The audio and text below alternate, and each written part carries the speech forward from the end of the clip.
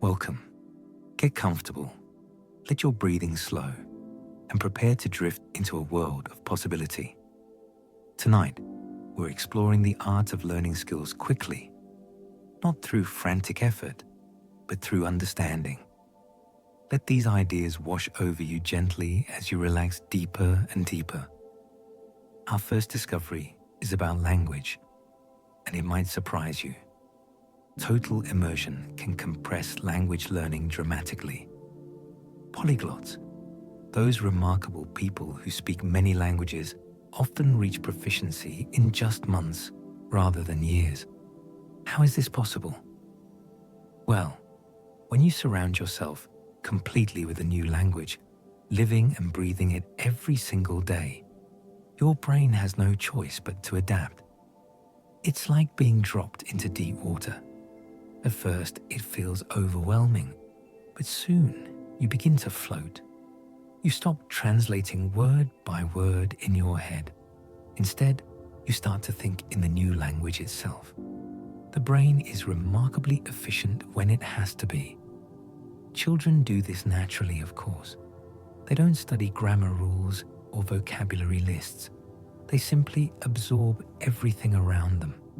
And while we adults can't quite match that effortless childhood absorption, we can create conditions that mirror it. Immersion strips away the safety net of your native tongue and forces your mind to build new pathways rapidly, urgently. The polyglots who master languages in months aren't necessarily more gifted. They've simply created an environment where the language is inescapable and their brains respond accordingly.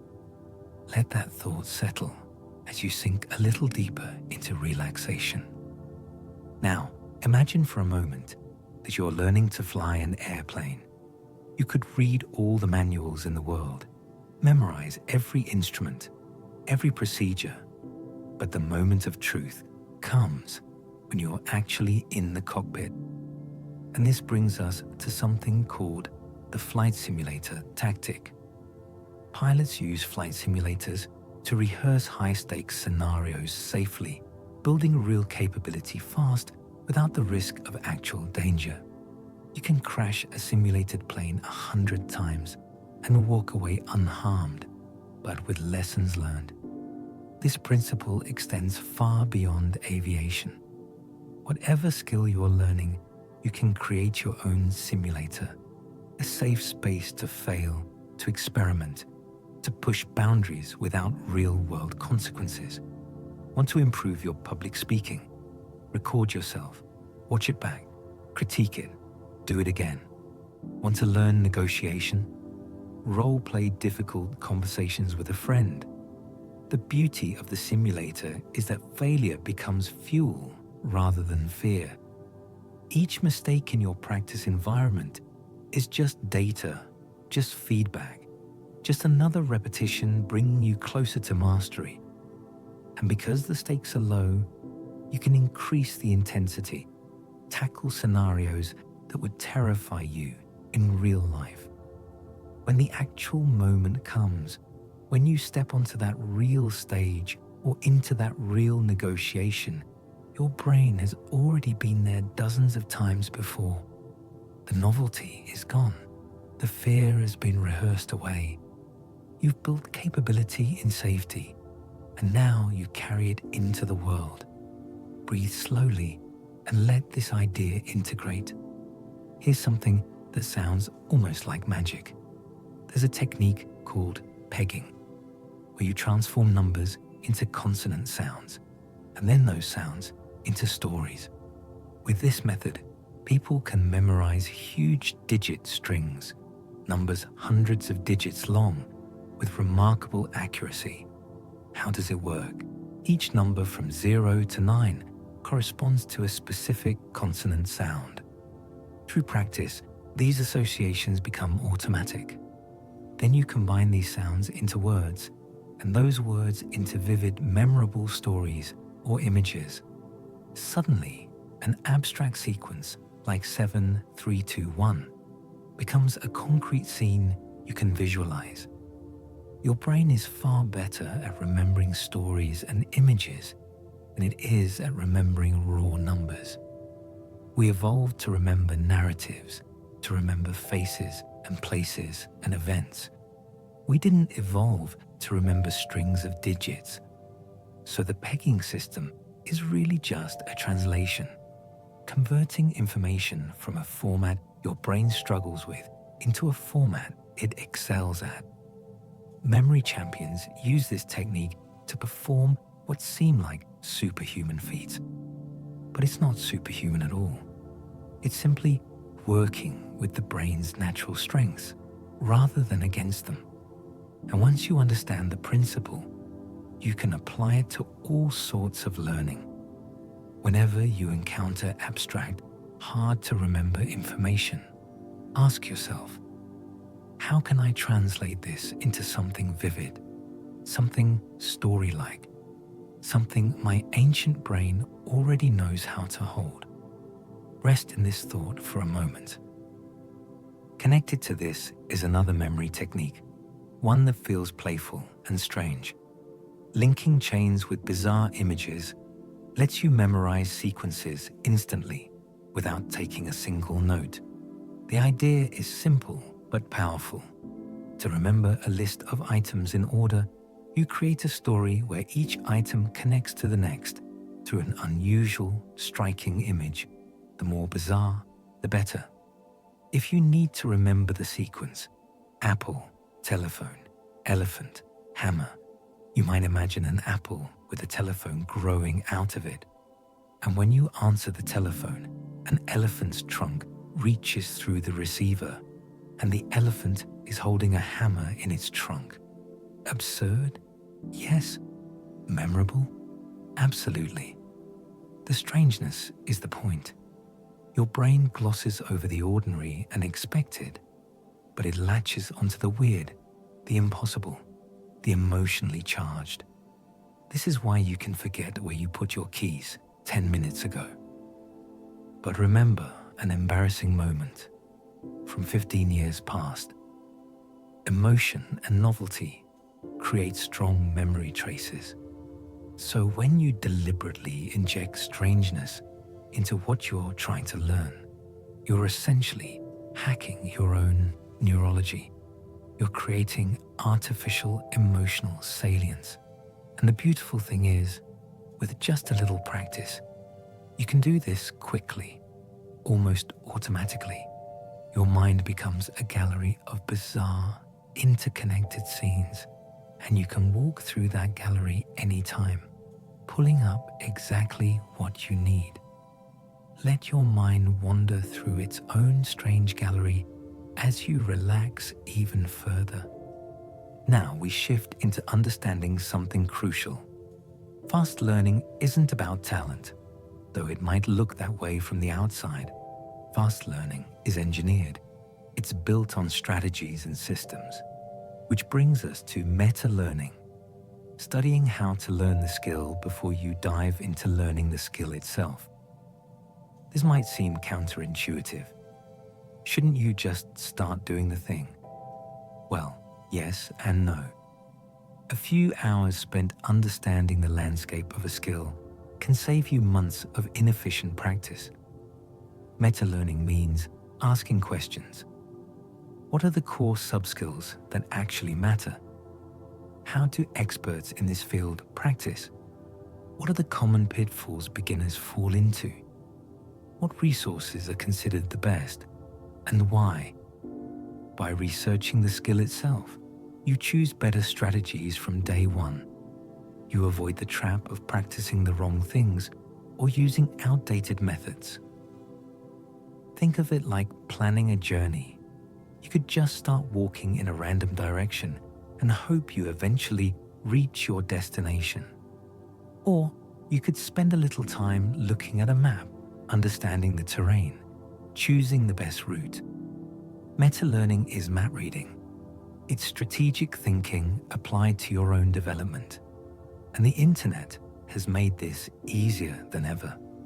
You can find interviews with masters of almost any craft, analyses of how skills break down, communities of learners sharing what worked and what didn't.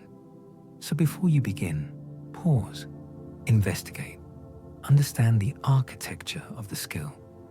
Then, when you start practicing, every hour you invest will be more potent, more directed, more efficient. Let this strategic mindset settle into your awareness. Here's a principle that seems obvious once you hear it, but is violated constantly. The directness principle states that you should practice the exact real-world skill, not just consume tutorials about it. Want to learn to write? Then write. Don't just read books about writing. Want to learn to code? Then build programs. Don't just watch coding videos. There's a seductive trap in passive learning. It feels productive to watch tutorials, to read books, to attend lectures. You're absorbing information after all. Your brain feels pleasantly engaged. But absorption isn't the same as integration. Understanding isn't the same as capability. The only way to build capability is through direct, effortful practice of the actual skill. This is why music students spend hours at their instruments, why athletes spend hours on the field, why surgeons practice procedures again and again. There's no substitute for doing. Tutorials and books have their place, certainly. They can give you frameworks, they can show you what's possible, they can help you avoid obvious mistakes. But they should be brief pit stops, not the main journey. The main journey is always direct practice. So if you're learning something right now, ask yourself honestly, am I practicing the real thing? Or am I just consuming content about the real thing? The answer will tell you whether you're building skill or just building the illusion of progress. Breathe into this truth. This connects naturally to our next idea. Project-based learning means you produce real outputs, real things that exist in the world. An application, real application, accelerates learning in ways that isolated exercises never can. When you commit to creating an actual project, you encounter real problems, the messy, complex problems that don't fit neatly into tutorial examples. You have to make decisions, integrate different skills, troubleshoot unexpected issues. This is where deep learning happens. A beginner programmer who builds an actual app, even a simple one, will learn more than someone who completes 100 isolated coding exercises. Why? Because the project demands integration. It demands that you hold multiple concepts in your mind simultaneously, that you see how pieces fit together, that you persevere through confusion toward a working whole. Projects also create motivation. There's something deeply satisfying about pointing to a thing and saying, I made that. It's tangible proof of your progress. And when the project is something you actually want to exist, something useful or meaningful to you, the motivation intensifies. You're not learning for some abstract future benefit. You're learning right now to accomplish something that matters to you. So whatever skill you're developing, frame it as a series of projects. Not exercises, not lessons, projects, real things you'll create and complete. Let this practical wisdom guide you. As you continue to relax, let's talk about maintaining focus in a world designed to distract you. Pre-commitment devices are tools that enforce focused sessions by removing your ability to choose distraction in moments of weakness. A public pledge, for instance, where you announce your goal to friends or online, creates social pressure to follow through. Blocker apps that shut off access to distracting websites during your designated work time remove temptation entirely. The key insight here is about willpower. Willpower is a limited resource. Every time you have to choose between focus and distraction, you deplete a little bit of that resource. Make enough of these micro decisions throughout the day, and by evening, your willpower is exhausted. You'll choose the easy path every time. Pre-commitment devices remove the choice. They make the focused path the path of least resistance. It's like Odysseus tying himself to the mast so he could hear the siren's song without being lured to his death. He knew he couldn't trust his future self, so his present self made it impossible to fail. You can do the same. Delete social media apps from your phone during intense learning periods. Give your router password to a friend. Schedule learning sessions with others so cancelling would be awkward. These aren't signs of weakness, they're signs of wisdom. You're acknowledging the architecture of human psychology and working with it rather than pretending you're immune. Create your constraints, and within those constraints, find freedom to focus deeply. Information is everywhere now, an endless stream, most of it trivial, much of it designed to capture your attention for someone else's profit. The low information diet is a radical but effective practice. You cut junk inputs to free mental bandwidth for deep work. This might mean avoiding news for a while, unsubscribing from newsletters you never read, unfollowing social media accounts that don't truly enrich you. It's not about ignorance or disconnection. It's about being ruthlessly selective with what you allow into your mind. Your attention is finite. Your mental energy is finite. Every piece of trivial information you process is energy that could have gone toward learning something meaningful. Think of your mind as a computer with limited RAM. Every open browser tab, every background process slows down the whole system. Close the tabs. Shut down the unnecessary processes. Create spaciousness. In that spaciousness, focus becomes easier. Ideas have room to develop. Learning accelerates because you're not constantly context switching between the skill you're developing and the latest viral drama or breaking news. Most of what masquerades as important information is actually just noise. You won't miss it. What you will gain is clarity, depth, and a kind of mental quietness that makes learning feel almost effortless. Let this possibility of simplicity wash over you. Finally, never underestimate the power of your physical environment. Ambiance catalysts are elements of your learning space that boost motivation and focus simply by being appealing and consistent. This might be a dedicated corner of your home set up just for learning with good lighting, comfortable seating, perhaps some plants or meaningful objects nearby. It might be a particular coffee shop where you always go to study. The consistency matters. When you return to the same appealing space again and again for the same purpose, your brain begins to associate that space with focus and productivity. It becomes a trigger. You sit down in that chair at that desk, and your mind shifts into learning mode almost automatically. The space itself is telling you, this is where we do deep work. Conversely, if you try to learn in bed, your brain gets confused.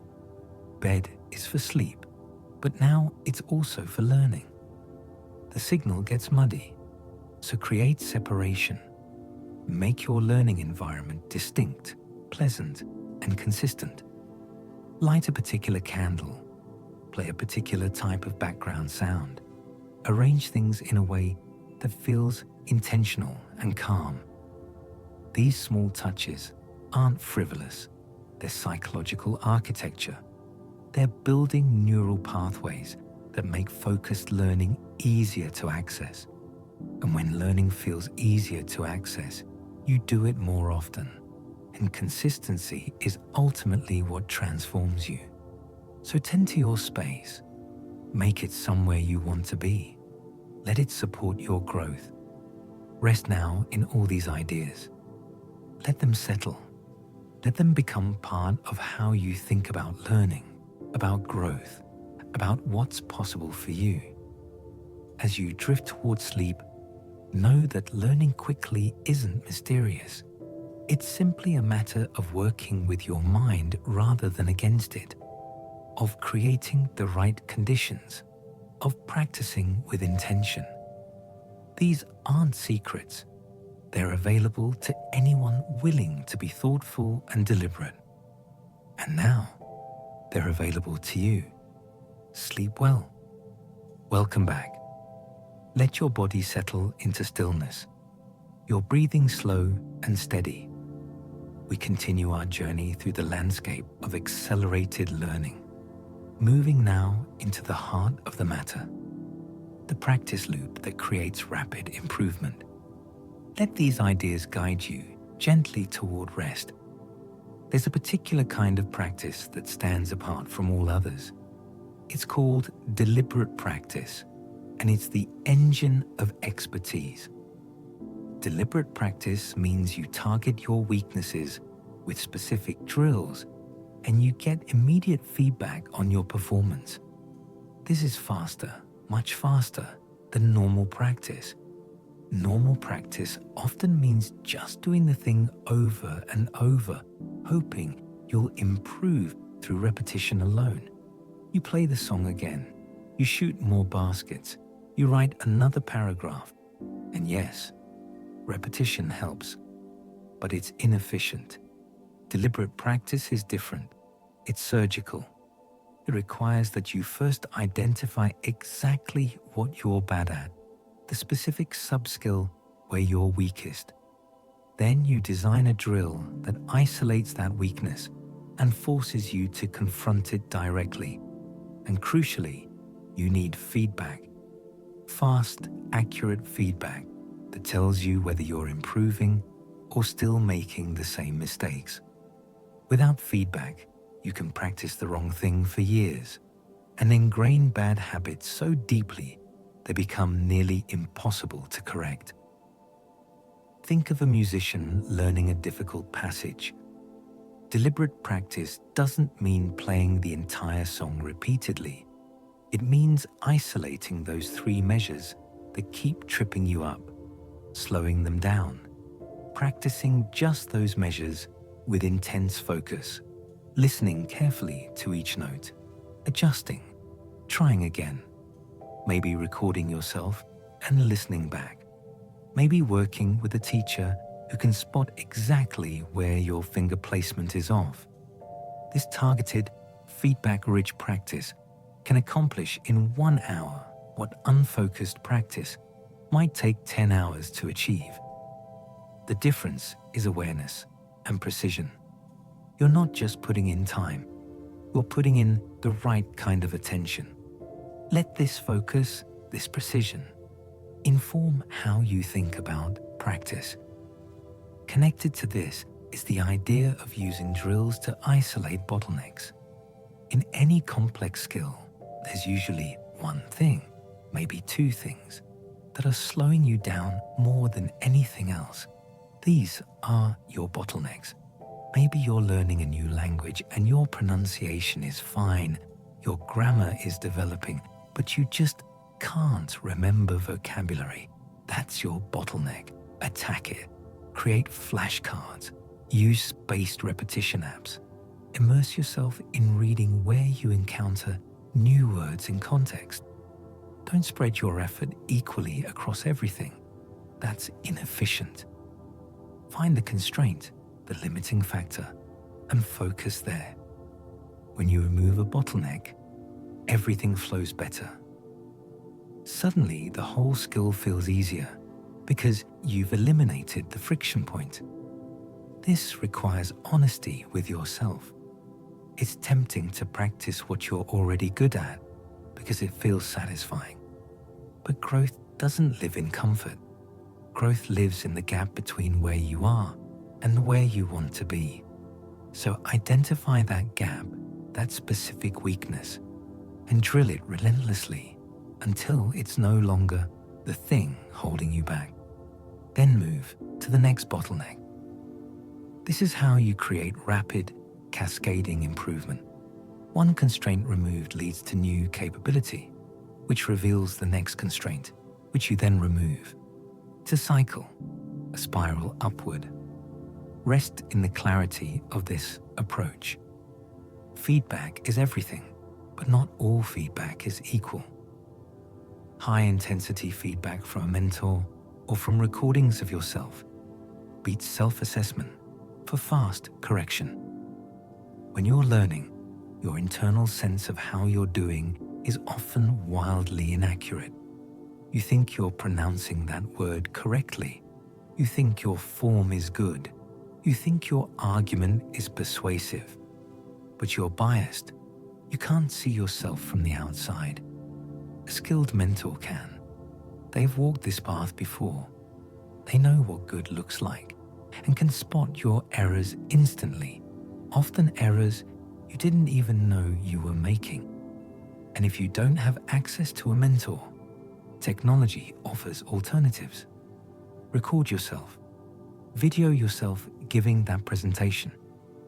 Audio record yourself speaking that foreign language. Then watch or listen with fresh eyes and ears, ideally after a bit of time has passed so you have some distance. You'll notice things that were invisible in the moment. The ums and ahs you didn't realize you were saying. The slouch in your posture. The logical gap in your reasoning. This kind of feedback is uncomfortable. It's humbling to see your mistakes so clearly. But discomfort is the price of rapid progress. Self-assessment, by contrast, is gentle and forgiving and slow. It lets you continue making the same mistakes because you simply don't perceive them. So seek the discomfort. Seek the clear mirror. Seek people who will tell you the truth about where you need to improve. This is kindness, not cruelty. It's the fast path forward. Now, how do you make feedback even faster? You seek immersion and rapid feedback loops. Two powerful methods here are teaching others and using simulations. When you teach something, you discover instantly what you don't understand. You can read about a concept and think you've grasped it. But when you try to explain it to someone else and they ask a simple question you can't answer, the gap in your understanding becomes obvious. Teaching forces you to organize your knowledge, to find clear explanations, to anticipate confusion. It's a feedback loop. Every confused look on your student's face tells you something about your own comprehension. And you don't need a formal teaching role. Explain concepts to a friend, write blog posts, create tutorial videos for an imaginary audience. The act of articulating what you know tightens your grasp on it. Simulations, as we touched on earlier, also create tight feedback loops. They let you practice and fail and adjust rapidly without real-world consequences. Flight simulators for pilots, mock interviews for job seekers, practice conversations for language learners, scrimmages for athletes. The faster you can complete the cycle of attempt, feedback, adjustment, the faster you improve. So structure your learning to maximize these cycles. Don't let days pass between attempts. Compress the timeline. Try, get feedback, adjust, try again. Try, feedback, adjust, try. This rapid iteration is the heartbeat of accelerated learning. Feel that rhythm as you sink deeper. Here's something that might seem counterintuitive. Interleaved practice means mixing different topics or skills together during your practice sessions, rather than focusing on one thing at a time. Research shows This improves both your ability to discriminate between concepts and your real-world application. Why? Because in real life, problems don't come labeled. You don't know in advance which technique or piece of knowledge you'll need. You have to recognize the pattern, identify what's called for, then apply it. When you practice one thing repeatedly in a block, you get good at that thing in isolation, but you don't develop the skill of recognition. You don't learn when to use it versus something else. Interleaved practice builds that discrimination. A math student studying multiple types of problems in mixed order learns not just how to solve each type, but how to identify which type they're looking at. A musician practicing scales in random order rather than sequentially develops better adaptability. Yes, interleaved practice feels harder. It feels messier. Progress seems slower in the moment because you're not getting into a groove with one thing. But the learning is deeper and more durable. You're building flexibility, pattern recognition, the ability to transfer knowledge across contexts. So resist the urge to always practice in neat, separated blocks. Mix it up. Let your brain work to distinguish and select. This struggle is productive. It's building a more robust, adaptable skill set. Allow this complexity to wash over you. Here's a tactic that sounds almost aggressive, but it works. The overkill tactic means you crank up the difficulty early to build resilience and make normal conditions feel easy. Athletes train with weighted vests, so their body feels light and fast when the vest comes off. Musicians practice pieces at faster tempos than required, so the actual tempo feels manageable. Public speakers practice in front of harsh critics, so a normal audience feels friendly. The principle is simple. Adapt to a harder version of the challenge, and the real version becomes accessible. This works because your brain and body calibrate to whatever you expose them to regularly. If you only practice at the level you'll actually perform at, you have no margin for error, no buffer when things get stressful or when conditions aren't perfect. But if you regularly practice beyond that level, you build capacity and reserve. You develop confidence. You can handle more than what's required. So the actual requirement doesn't trigger anxiety. It's preparation that creates a cushion. Now, there's a balance here. You don't want to make things so difficult that you're just failing constantly with no learning. The difficulty should be at the edge of your capability, stretching you, but not breaking you. But err on the side of challenge. Err on the side of making practice harder than performance. Then, when the real moment comes, you'll feel ready, even eager. The difficulty you've been training for is familiar. You've been here before, or somewhere harder, and you've survived. Let this resilience take root. We shift now into something equally crucial: retention and recall. Because rapid learning means nothing if you forget everything a week later. Progress must compound. What you learn today should still be accessible months from now. And the key to making learning stick is surprisingly simple but underutilized. Retrieval practice, or self-testing, beats rereading for memory. When you read something, it feels familiar. You recognize the words, the concepts. Your brain says, yes, I know this.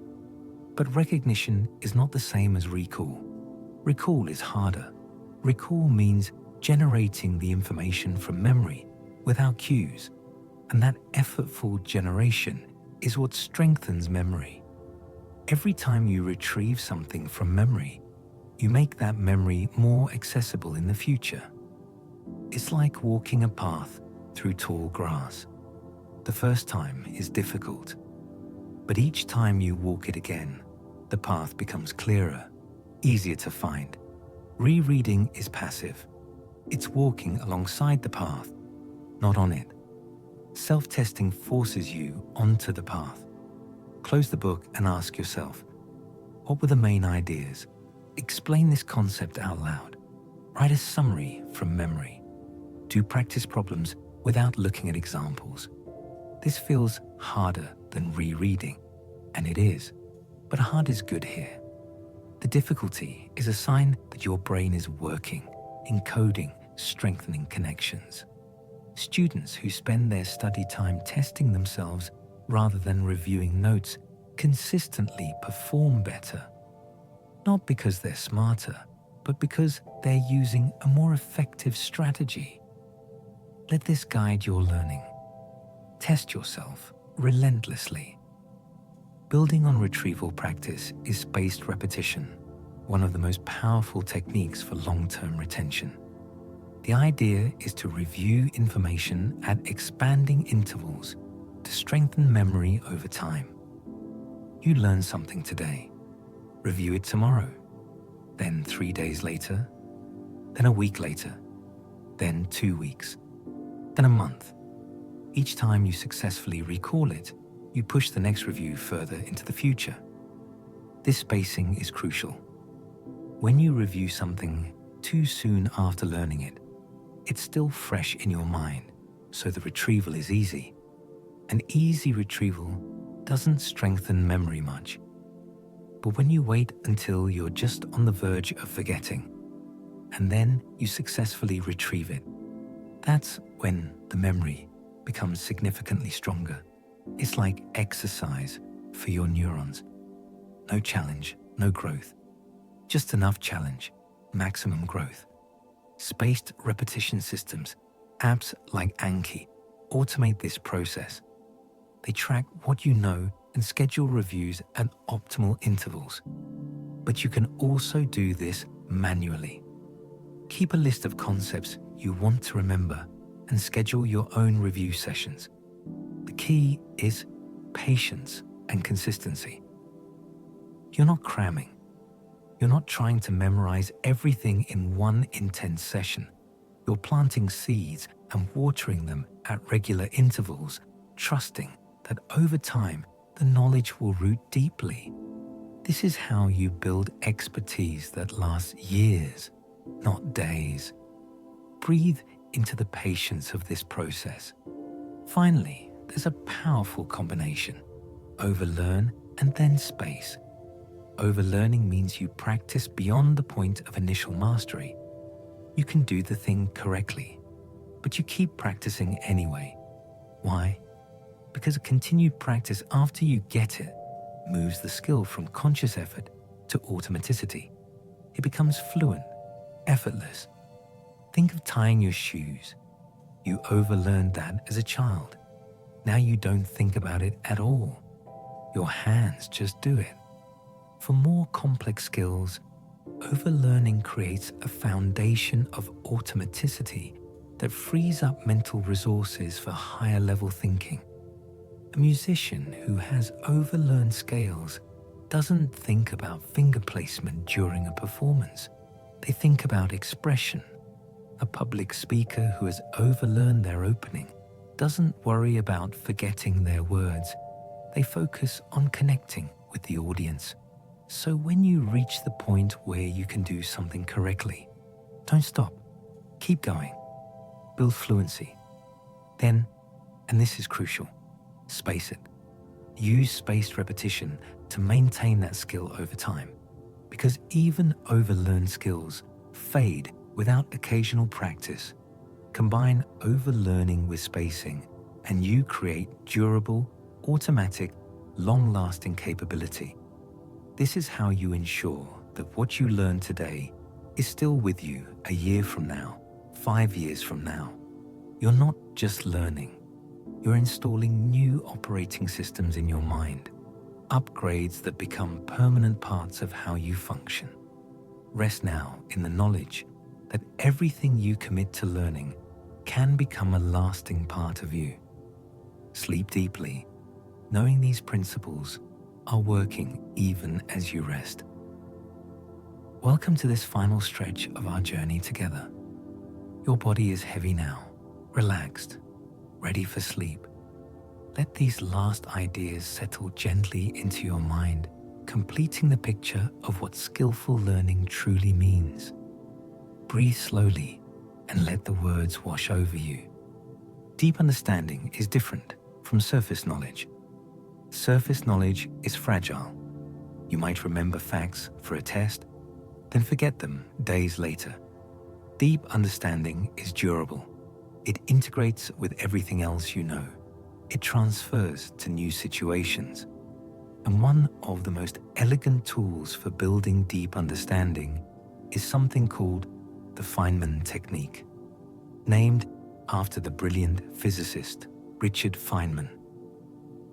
The technique is beautifully simple. Explain the concept you're learning as if you're teaching it to someone with no background in the subject. Use simple language. Avoid jargon. When you do this, something remarkable happens. The gaps in your understanding become immediately visible. You stumble. You realize you can't explain a certain part. You notice you're using technical terms without really knowing what they mean. These moments of stumbling are precious. They show you exactly where you need to go deeper. So you go back to your sources, you study that specific part more carefully, and then you try explaining again. Each iteration clarifies your understanding. Eventually, you can explain the entire concept simply, clearly, without hesitation. And when you reach that point, you truly understand it. The concept has become part of your mental landscape. You can think with it, not just about it. So whenever you're learning something complex, pause regularly and explain it out loud to a friend, to an imaginary student, even to yourself in the mirror. The explanation is both test and teacher. Let this simplicity guide your learning. As you learn, ask questions constantly. Not just any questions, but deep ones. This is elaborative interrogation, asking why and how to connect new information to what you already know. When you encounter a new fact or concept, don't just accept it passively. Ask, why is this true? How does this work? How does this relate to something I already understand? These questions force your brain to search for connections, to integrate the new with the old. And integration is what creates understanding. Isolated facts are hard to remember and easy to forget. But facts woven into a web of relationships, facts that connect to your existing knowledge, those stick. They make sense. They have a place. Think of your knowledge as a growing network, like a city, with roads connecting different districts. Every new piece of information is a building. If you just plop it down somewhere, without roads connecting it to the rest of the city, it's isolated, hard to reach. But if you build roads, connections, asking how this new building relates to the ones already there, it becomes part of the integrated whole. Navigation becomes intuitive. So be curious. Be relentless in asking why and how. Don't settle for memorizing. Demand to understand. And in that demand, understanding will come. One of the fastest paths to understanding something new is to tie it to something familiar. Metaphors and analogies allow you to leverage what you already know, to grasp what you don't yet know. When someone explains electricity as water flowing through pipes, suddenly voltage and current and resistance make intuitive sense, even if you've never studied physics. The metaphor isn't perfect, but it gives you a foundation, a starting point. Your brain is a pattern-matching machine. It's constantly looking for similarities, connections, echoes of things it's seen before. When you consciously create analogies, you're helping your brain do what it does best. You're saying, this new thing is kind of like this old thing you already understand, but with these differences. And that comparison speeds comprehension dramatically. So, whenever you encounter something unfamiliar, ask yourself, what is this like? What does this remind me of? Even imperfect analogies are useful. They give you a rough map of the territory. Later, as you learn more, you can refine the analogy or discard it. But in the beginning, it accelerates your entry into the new domain. Let your mind drift through the metaphors it already uses without realizing it. Some concepts are abstract, theoretical, hard to grasp. Visualization is the practice of turning those abstractions into vivid mental imagery for a more intuitive grasp. Einstein famously imagined riding alongside a beam of light to understand relativity. He didn't just work through the mathematics. He created a mental movie, a felt experience. You can do this with almost anything. Learning about economic supply and demand.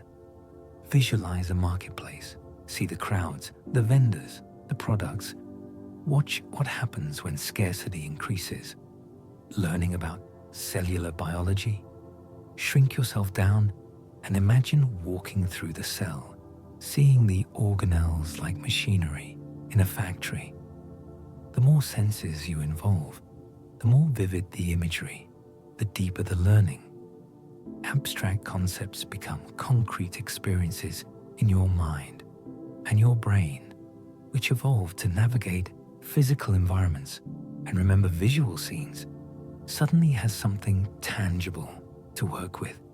This takes a little creativity, a little playfulness, but the effort pays off. Complex ideas that once seemed dry and difficult become alive, memorable, even fascinating. Let your imagination paint pictures of what you're learning.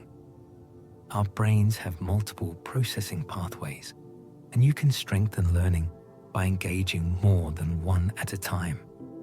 Dual coding means you combine words with visuals to create richer memory traces. When you're studying, don't just read text or just look at pictures. Do both. Read the explanation and then look at the diagram. Better yet, create your own diagram based on what you read. The act of translating words into a visual representation deepens processing. You're thinking about the material in two different modes, and each mode reinforces the other. Students who study with both text and relevant images remember more than students who use only one or the other. It's not just about having more information. It's about having the information encoded in multiple formats. If you later struggle to remember something through one pathway, the other pathway might still be accessible. It's redundancy in the best sense, creating a robust, multi-layered understanding. So as you learn, sketch diagrams, look at charts, watch visualizations, engage your visual system alongside your verbal system. Let them work together. Connected to this is something wonderfully simple: diagrams and doodles. Drawing related visuals, even crude ones, boosts retention compared to not doodling at all. You don't have to be an artist.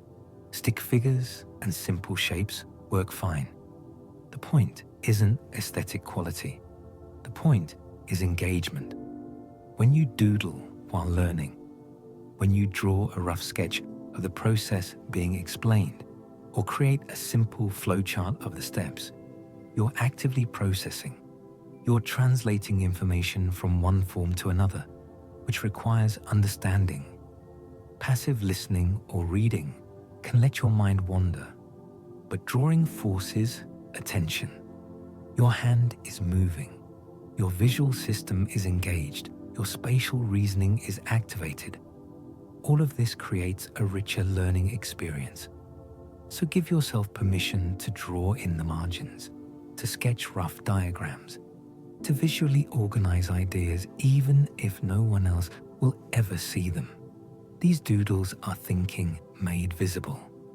They're your brain's way of grappling with material. And that grappling is where learning lives. Rest in the simplicity of pen and paper. There's something almost magical about handwriting. Research consistently shows that handwritten notes lead to deeper processing than typed notes, which improves both comprehension and the speed at which you learn. Why? When you type, it's easy to transcribe verbatim without really thinking. Your fingers fly across the keyboard, capturing every word the teacher says. But you're not processing, you're just recording. Handwriting is slower, and that slowness is an advantage. You can't write fast enough to capture everything. So you have to summarize, paraphrase, select what's most important. This requires thinking.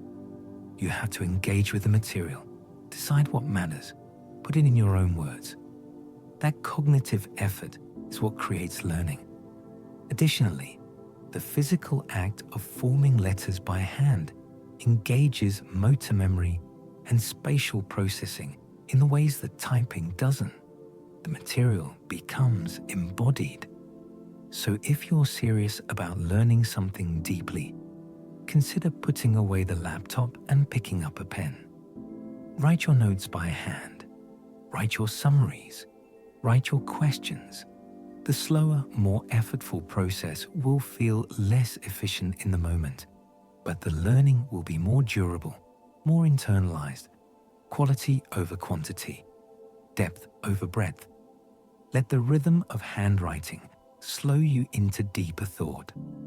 Now, there are times when you need to memorize specific information quickly and reliably.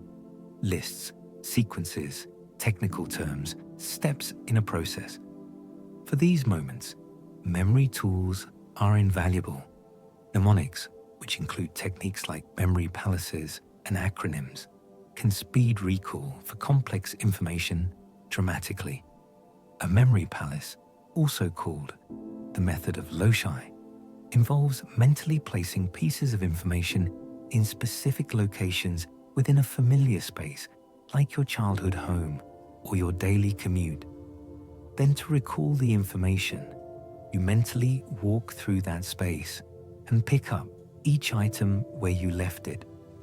This technique has been used since ancient times and remains one of the most powerful memory methods ever devised.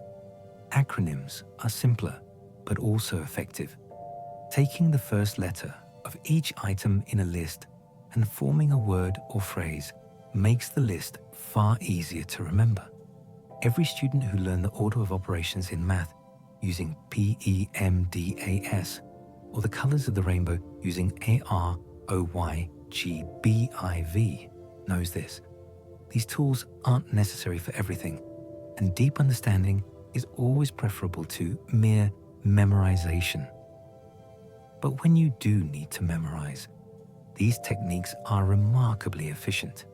They work with your brain's strengths, spatial memory, vivid imagery, pattern recognition. Use them wisely and they'll serve you well. We've touched on this before, but it bears revisiting. Linking chains are your go-to technique for ordered lists and sequences. When you need to remember things in a specific order, create a bizarre story where each item connects vividly to the next. The strangeness makes it memorable. The narrative structure makes it sequential. You can remember shopping lists, steps in a procedure, historical events in chronological order, anything that has a sequence. Practice this a few times and it becomes quick, almost automatic. Your mind becomes skilled at generating these odd little stories on the fly. And then, when you need to recall the sequence, you just follow the story from beginning to end. Each image triggers the next. It's reliable, it's fast, and it turns memory from a struggle into something almost playful. Let your mind play with connections. Similarly, pegging is your go-to for numbered lists, formulas, or steps where the number itself matters. Remember, each number corresponds to a consonant sound. Those sounds form words, and those words become vivid images. This allows you to remember not just what the items are, but their specific position in the list. First is this, second is that, third is the other. This is invaluable for memorizing procedures with numbered steps, mathematical formulas where the order of operations matters, or any situation where you need random access to a specific numbered item. Like linking chains, this technique feels awkward at first, but becomes fluid with practice. And once mastered, it's a superpower. You can reliably memorize and recall information that would otherwise require constant reference to notes. The information is simply there, in your mind, accessible whenever you need it. And now we arrive at the final principle, perhaps the most important of all. Learning itself is a skill that can be improved. This is meta-feedback and experimentation, evaluating the learning process itself and testing bold constraints or methods for breakthroughs. Most people never step back to examine how they're learning. They just do what they've always done, what they were taught in school, what feels comfortable. But the most effective learners are scientists of their own minds. They experiment. They ask, is this method working? Could I do this differently? What if I tried something radical? Maybe you've always studied alone. What if you tried teaching someone else? Maybe you've always read in silence. What if you tried explaining concepts out loud? Maybe you've been spacing your practice carefully. What if you tried an intense, immersive burst instead? Not all experiments will work. Some will fail spectacularly, but some will reveal breakthroughs you never would have discovered otherwise. And the habit of experimentation itself is valuable. It keeps you flexible, adaptive, always improving. You're not stuck with one way of learning. You can evolve your methods as your needs change, as different skills demand different approaches. So be curious about your own process. Pay attention to what's working and what isn't. Keep what serves you. Discard what doesn't. Try new things. Be bold. Treat your learning journey as a laboratory where you're both scientist and subject. This meta-awareness, this willingness to experiment and adapt, is what separates good learners from truly exceptional ones. And with that, we've come to the end. You've journeyed through the landscape of accelerated learning, from the possibility of rapid skill acquisition to the specific techniques that make it real. You've learned about immersion and simulation, about memory techniques and practice loops, about feedback and spacing and understanding. You've learned that fast learning isn't magic or talent. It's strategy. It's systems. It's working with your brain's design rather than against it. All of this is available to you. The only question is what you'll do with it. What skill will you learn next? What will you create? What will you become? The path is clear now. The tools are in your hands. Tomorrow, or the day after, or whenever you're ready, you can begin. But for now, rest. Let these ideas settle deep into your subconscious. Let your mind organize and integrate them while you sleep. You've taken in a wealth of knowledge tonight, and your brain will continue processing it even as you drift into dreams. Trust the process. Trust yourself. You're more capable than you know. Sleep well, and when you wake, step forward into learning with confidence, with clarity, with the quiet knowledge that you know how to grow. Good night.